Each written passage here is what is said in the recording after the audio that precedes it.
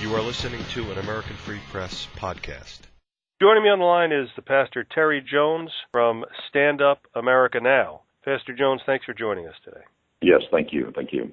Pastor Jones, we've spoke a couple of times. I think we did about 2 interviews over the past several years where we introduced you to the listeners, and it's always a pleasure for me to have you as a guest. I found out from interviewing you that you are certainly not the crackpot that the mainstream media wants to present you as. You're a level-headed fellow who really just wants to express his opinion. And unfortunately, because of that, you've been forced to take a position where you find that you have to defend yourself, and not just from words, but perhaps even from bullets or machetes or whatever it might be, because you actually now, you have a bounty on your head, is that right? Yeah, that's right. We have received several hundred death threats. Plus, there's a terrorist organization out of Pakistan that's put a reward on my life for $6.5 million. And then, of course, as it was in the news media here lately, quite publicized, I am on the Al-Qaeda hit list. I'm like the number 2 person mentioned on there, and I believe the only American. Mm-hmm. Do you know who the number 1 is? No, I do not, and I don't know for sure if that order means anything. But I happen to be number 2 on there, right? Congratulations. Does that have to do with you burning Korans? Do you think mostly is that the main reason? I think it's probably the main reason. I mean, we've spoken out against Islam now since actually 2009 when we first put the sign in the church property that said Islam is of the devil, and in 2010, of course, we had the worldwide event. And 2011 is when we burnt the Quran, and since then we have done it several times, along with last year we burned in protest demonstration the ISIS flag. Mm-hmm. Nobody complained about that, I guess. I don't think so, no. And of course there's evidence that ISIS is a creation of the United States and Israel. So all this stuff is very complex, very complicated. But your message basically is that Islam, the religion Islam, is not compatible with American ideals and values. Is that right? Yes, very definitely. That would be basically the core message, because I believe Western society is based actually on the First Amendment, the freedom of speech, freedom of the press, and freedom of religion, freedom of the right to assemble and address grievances. And those are all things that are completely taboo, punishable by death in Islam. It's very, very obvious, I think, that Islam is in no way compatible to Western society and Western thinking and to a free thinking, critical society. Mm-hmm. And I guess there's a lot of evidence about that, and even from the smallest of actions where some Muslim, I believe it was in France or somewhere in Europe, he saw a Christmas tree and he got mad. I think he hacked it down, screaming Allah Akbar, whatever it is they say. Did you hear about that? I think I did, but yeah, there's plenty of examples. I mean, Islam's been around 1,400 years, and in that 1,400 years, they've continued to do their crusades, take over countries, terrorize people, kill people, behead people. I mean, as you know, it's punishable by death just to simply convert from Islam to Christianity. So Islam is definitely not a religion of peace, and is definitely not a religion of freedom. They know nothing of a Bill of Rights or civil rights or women's rights. It's very, very obvious. The history of Islam speaks for itself. Mm-hmm. Now, when I first heard of these attacks in Paris, I thought about you. And the reason I did was that from our interviews, it struck me that you really had a great point there, that if these Muslims, if these adherents to Islam cannot take criticism, cannot take any sort of joking about anything that has to do with their prophet or their religion, then that could present a problem in the future. And it seems like, as I said, if this event did unfold the way that the mainstream media wants us to believe, and these 2 brothers did carry out this act, that what you have been saying for all these years is true, that at some point we do have to, when I say we, I mean the West and all the values and ideals that the West stands for.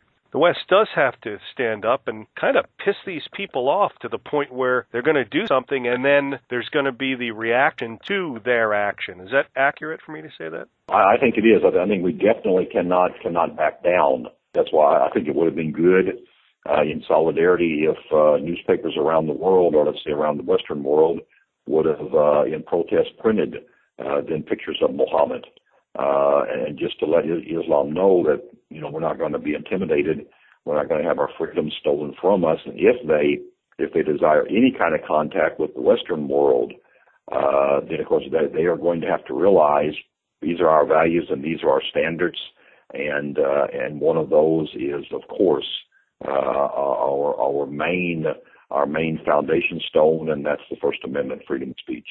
Right, exactly. Now, after this event occurred, I got an email from your organization, Stand Up America Now, which is on the web at standupamericanow.org, and you were scheduled to appear, I believe that's on CNN, and that was the fella Anderson Cooper, his show, which you had already been on before in the past, and I had actually watched a few segments of that on YouTube till it, angered me to the point where I just turned it off because of the way that he was attacking you and treating you. Of course, he doesn't do that to other guests when they align with his way of thinking or his master's way of thinking. What happened with that? Did you eventually get to go on Anderson Cooper's show?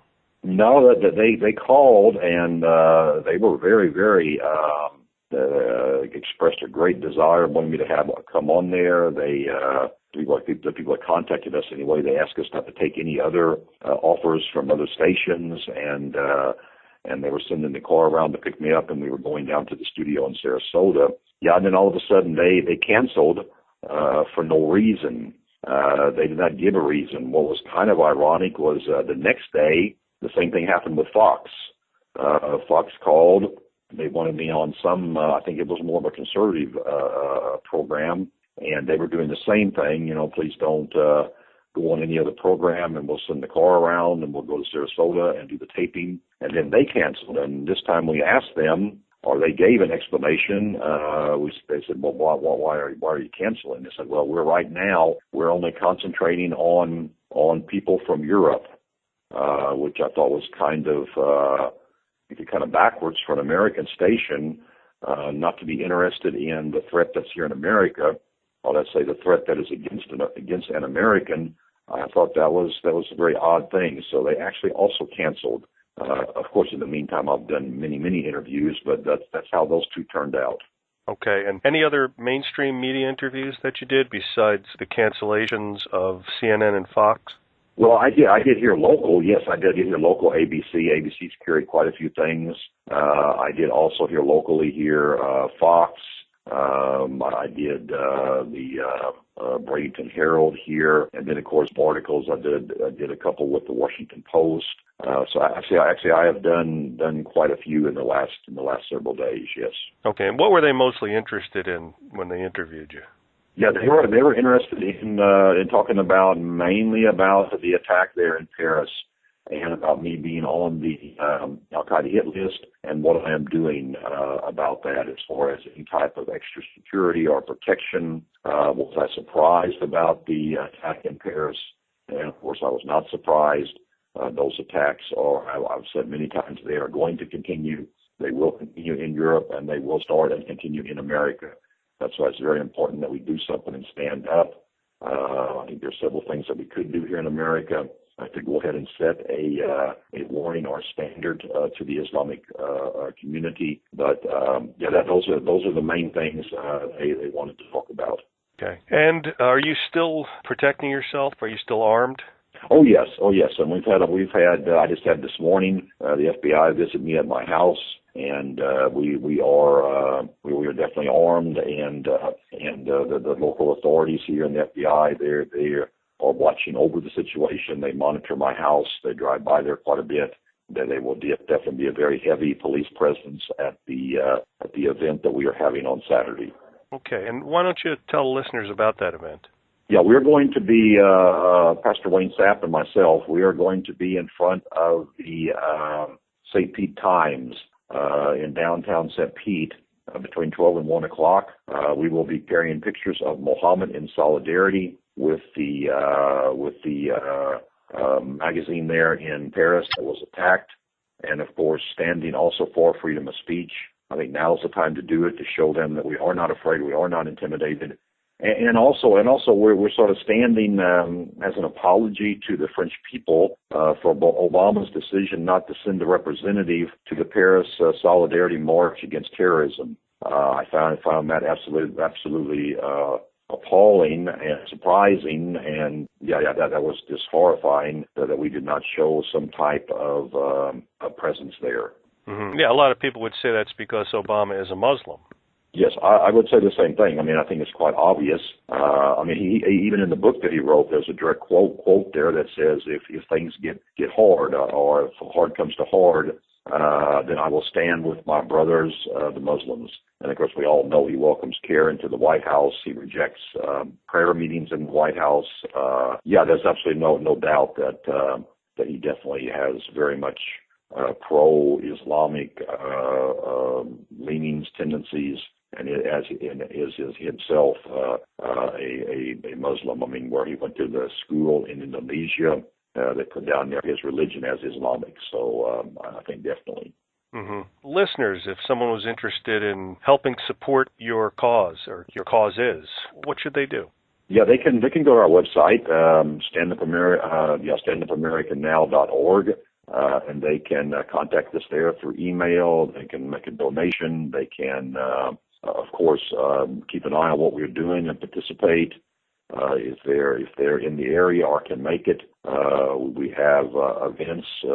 Like I said, for example, even one this Saturday where people could come to. Pastor Terry Jones from Stand Up America Now, I want to thank you so much for the time you spent explaining all this to the listeners, and looking forward to talking to you again real soon. Yeah, thank you very much for having me.